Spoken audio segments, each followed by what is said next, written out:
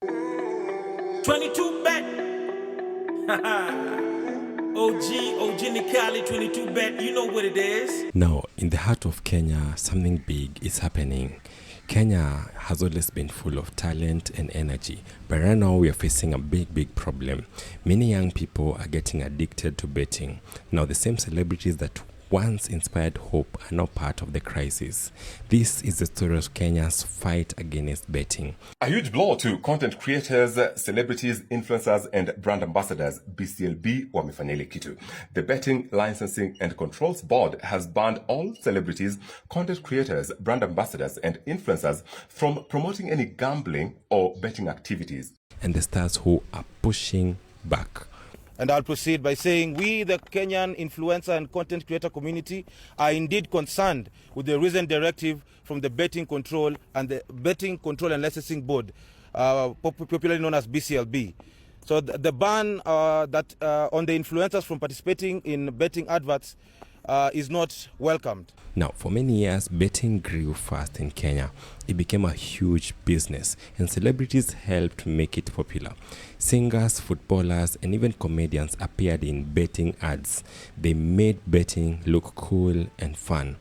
Famous names like Calligraph Jones, Nadia Mukami promoted 22bet, King Kaka worked with Sportsbet, Dennis Oliech was with Betway, and McDonald Mariga supported betting. These stars sent a strong message to fans. If you want to be rich like us, try betting. But behind all that fun ads, a darker truth was growing. Many people were losing money. Some were getting addicted. Others fell into deep trouble. As Kenyans continue to die, families have no money. They are being kicked out of their houses because their fathers and their mothers ate the rent, hoping to win. Sababu mtu kudanganya, unaona wenye wote wanabetigi. Kwambia na mtu atawacha. Unless sijui Malaika Gabriel ashuke kutoka juu. Because gambling is more than a cancer. And then a new problem appeared, a game called Avieta. Do you play Avieta? Do you remember that day ulikuwa umeekelea 200? Then ukangangana na kandege, ukangangana, pale pesa ikaongezeka, umefika 2000, and ukaanza kusema sasa nikiongeza 200 more I'm done, nitatoa. Then haukutoa, ikaenda mpaka unaona uko na 6000 na imetoka ile 200, and then that is within maybe a few less than 10 minutes. Then all of a sudden, your doyote ikakuliwa all at once. It was too fast, exciting, and very dangerous. One man, Cyprian Nyakundi, started speaking out. He's a blogger and an activist. He said that the government wasn't doing enough to stop betting. He called Avieta a game that destroys lives. He used social media to demand action, and very soon, many people started listening. By the way, as regarding Avieta, it is important to notice that President William Ruto, he transferred the Betting Control and Licensing Board to the office of the president, meaning the chairman, Pastor Jane, and the rest of the board members are working under the instructions of the president. And therefore, this is from Nyakundi. Then something bigger happened. On May 29th, 2025, the Betting Control and Licensing Board, BCLB, made a big decision. They banned celebrities, influencers, and content creators from promoting any betting. Gambling ads are back on Kenyan airwaves, but under strict new rules. The Betting Control and Licensing Board, BCLB, has lifted a month-long suspension on all gambling advertisements, but at a cost to content creators and influencers. In a notice dated May 29th, BCLB banned all celebrities, influencers, and digital content creators from endorsing or promoting gambling in any form. The BCLB said betting ads should not use famous people. They said this gives young people the wrong ideas, that betting is the way to become rich and famous. They wanted to protect the youth from harm. But the story doesn't stop there. Some celebrities were not just in the ads. They actually own betting companies. In March of 2025, Bahati and Diana Marua launched their own betting company. It's called Bahati.bet.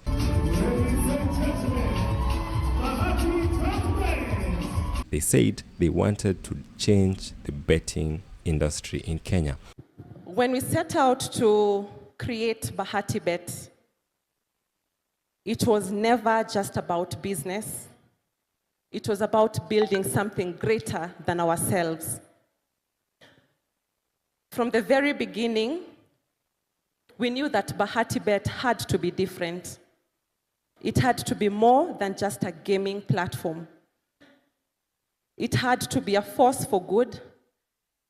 And I know my mission here, to make sure Bahati Bet stands for something bigger than just business. Others are also involved. Ronald Karauri, who is the lead in SportPesa, is a member of parliament. So is Jalango, who is linked to a betting company with Avieta, and Oscar Sudi has been connected to bank bets. This makes the ban even more complicated. Many celebrities are now very angry. They say the government is being unfair. The celebrities raise a crucial question. Why are they being singled out? This idea of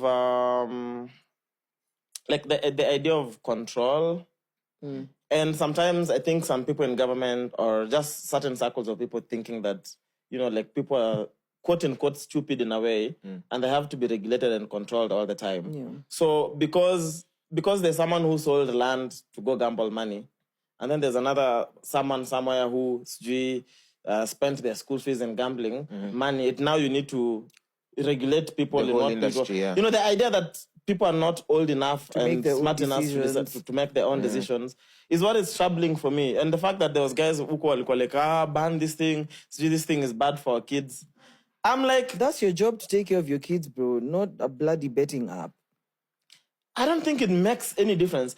Bro, I don't think it's like a problem that now we need regulations and to ban advertising.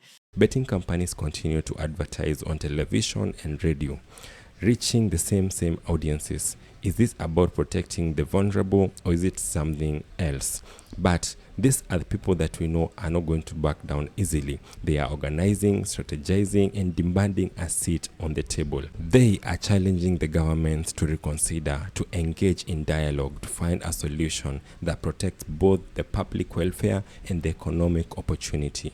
All this is happening while many young people in Kenya can't find jobs. Some say the ban hurts them more than it helps. Ban what? Of course, there's the bit of how many people are losing jobs. They say the government acted too fast and didn't talk to anyone fast.